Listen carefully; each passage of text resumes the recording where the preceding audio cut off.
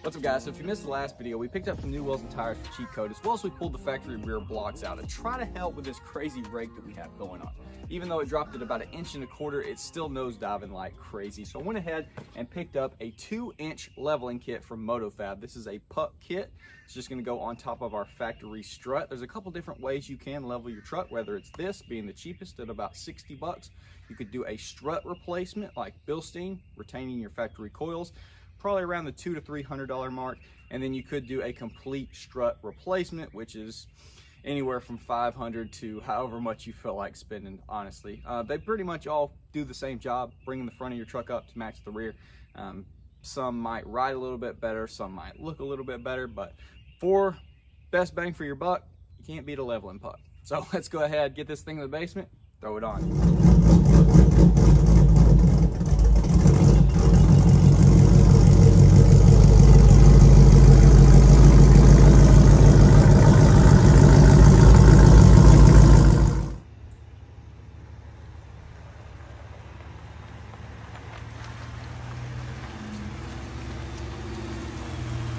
All right guys, step one is gonna be remove your negative terminal on your battery. There's so many electronics on these trucks, just go ahead and pop that guy off.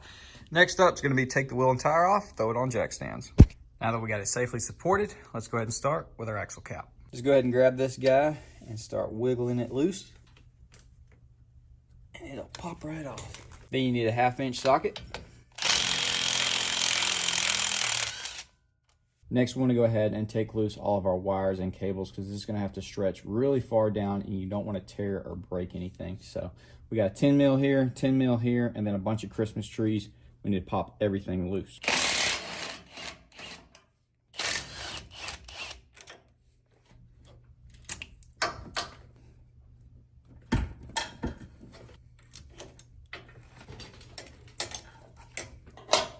Let's go ahead and take our sway bar in link loose. 13/16.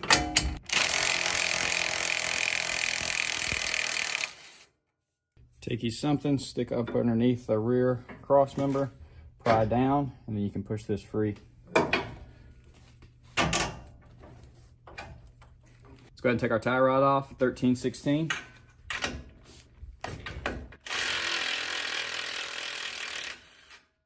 And then just give it some love taps. Let's go ahead and take loose our lower strut bolts, 18 mil.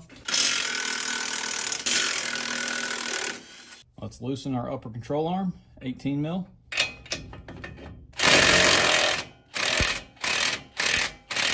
Now we're going to go ahead and remove the 3 18 mil nuts from the top of the strut. You might have to give the top of the spindle a couple of taps to get it to pop loose.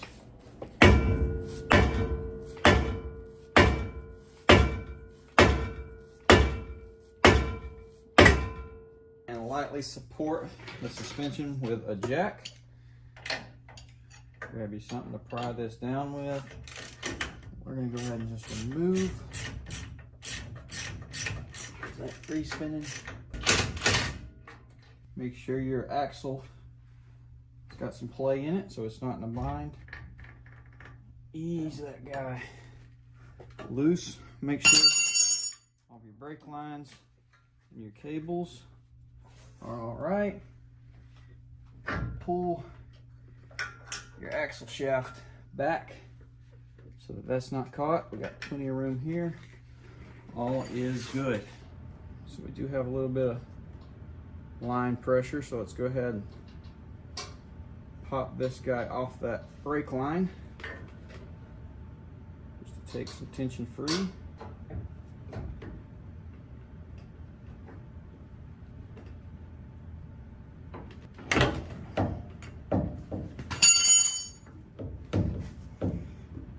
If those bottom ones want to be a turd, let's go ahead and grab this guy again, pry him out. Let's go ahead and remove this and put our leveling puck on. This guy can only go on one way. The threaded holes are the ones that go into the factory location, so you're not reusing the factory nuts either. It comes with new lock nuts, so let's go ahead and put those on there, and then it's a 18 mil again.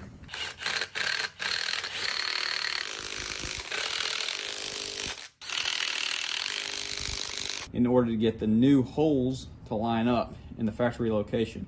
This has to be flipped just like that. This is where you're gonna have a whole lot of fun with your truck, because it doesn't always like to go back in there without taking a lot more apart, but it is definitely doable. All right, so just push that down low enough to get the axle out of the hub so that we don't accidentally cut our boot or anything while we force this guy in, because it's not going to go in of its own will. And I did forget one more Christmas tree up here. This line is getting a little bit too much tension on it for my liking. I had to jack the truck up a little bit more because our brake rotor was touching the ground already. So now that I've got it up about another inch, this should slide right in. Just like that. Now we're gonna go ahead and carefully push this down, slide our CV axle back into place, but don't let your strut assembly push back out.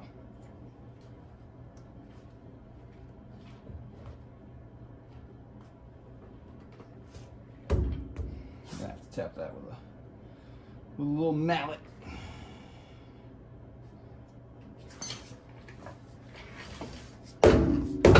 There we go.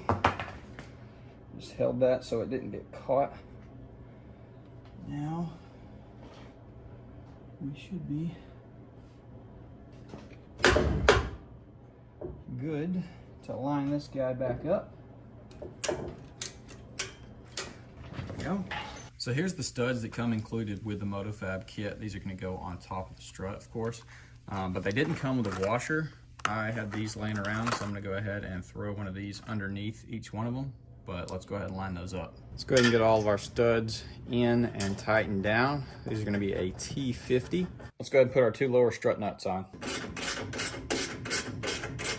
All right, now we want to go ahead and carefully raise this thing up until we can get this upper control arm into the spindle. Pull this guy down into place.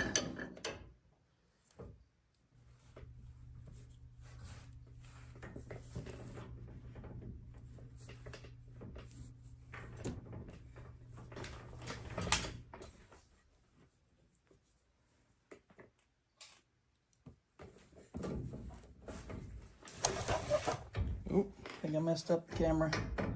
Just pried that down. Got that on. I gotta get these wires out of the way and move our end link, and then we can start putting all the rest together. Let's go ahead and tighten down our upper control arm. And you want to line up your sway bar end link, and if it won't go in, do the same thing you did to take it off. Go ahead and put our tie rod back on, tighten it down, and make sure you tighten both lower strut bolts as well.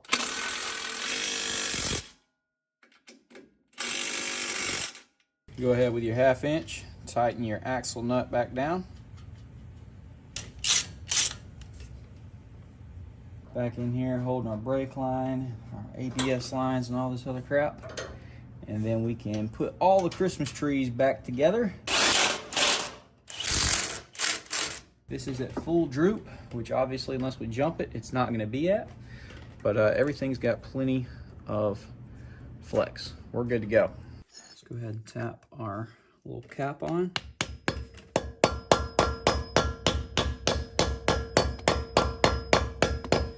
Now I'm gonna go back and do one more nut and bolt check. Put our negative terminal back on. We'll get this thing outside, see how it looks. All right, guys, well, let's go ahead and check it out. So I just got done measuring it with the 2-inch front leveling kit and the rear blocks removed. The back still sits 1/4 of an inch higher than the front. And it might look more dramatic just because we don't have rear wheel well liners and that underside stands out really bad, but this is pretty much as close to level as you're gonna get. It's not squatted, it's not leaning.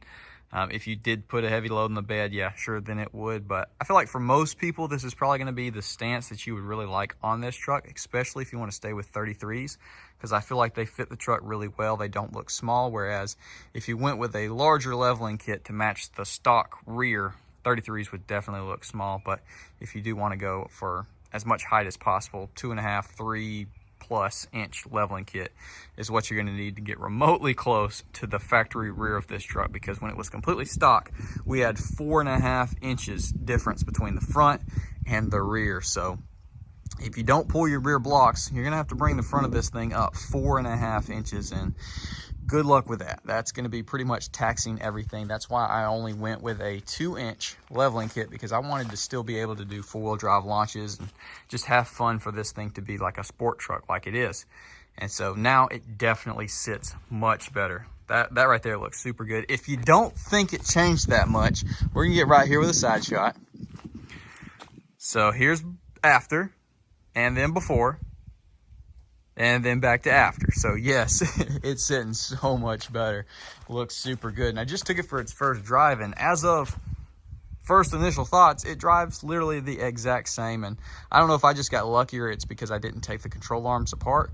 The steering wheel is still straight and it tracks down the road straight. Now I'm sure there is an alignment needed, because obviously we did adjust the suspension, and now our tie rods are probably a little bit off. Of course, everything's going to be a little bit off. You need alignment after you do any kind of suspension stuff, but it's not wonky at all. It's totally driving down the road straight as can be. I'm sure I will get an alignment at some point, but as for now, I am tickled with it. That looks super good. It's killing me not having rear wheel well liners. I ordered them, they just haven't showed up yet. I've almost taken a spray can to them a couple times just because I know it's going to look so much better with that being black. But dude, that looks freaking sharp. That looks really, really good. So yeah, hopefully y'all enjoyed this step-by-step video installing a 2-inch leveling kit on your 2024 F150. If you do it the way that I did it, it's relatively easy. Getting the strut assembly back in there is kind of the biggest pain. Obviously, if you went with a larger leveling kit, you're going to have more fun than me, because you're going to have a harder time getting it lower. But, you know, if push comes to shove, you can't take your upper control arm totally loose. You can remove the knuckle from the bottom. You can get it in there. There's just going to be more steps. So, small 2-inch leveling kit. She went in smooth, and I'm definitely happy with the results. I unfortunately dropped the ball for y'all, and I did not measure the front end stock. So I can't say it raised it exactly 2 inches or whatnot, but like I said, it was 4.5 inches difference before we took the rear blocks out. The rear blocks dropped it 1.25 inches. And so 2-inch leveling kit brought it up to where the rear is still 1/4 inch higher. The truck is definitely looking a lot meaner in my opinion. We got to get tint, we got to get bumpers painted. There's so much, but step by step, I am enjoying the process. Hopefully y'all are as well. Dude, I ain't gonna lie, that angle right there, that's looking pretty freaking mean. I know the rest of it's gonna follow as soon as I get those wheel well liners in, but that's gonna be about it for this video. So if you did enjoy, leave a like. If you didn't, leave a dislike. Subscribe if you're new, ring that bell notification. I'll have links to everything in the description. Top link will be our merch. Every penny you spend there goes directly back into the trucks, into the channel. With that said, I'll see y'all in the next one.